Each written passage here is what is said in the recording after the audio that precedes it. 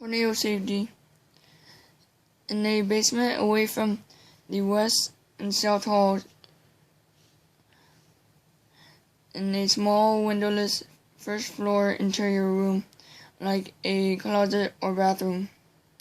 The bathtub and commode are anchored directly into the ground, and sometimes are the only thing left in the place after the tornado.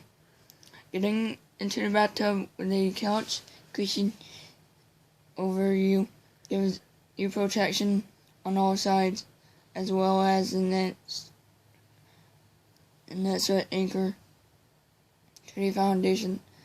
Put as many walls as you can between yourself and the tornado. The shelter should be well known by each member of the family.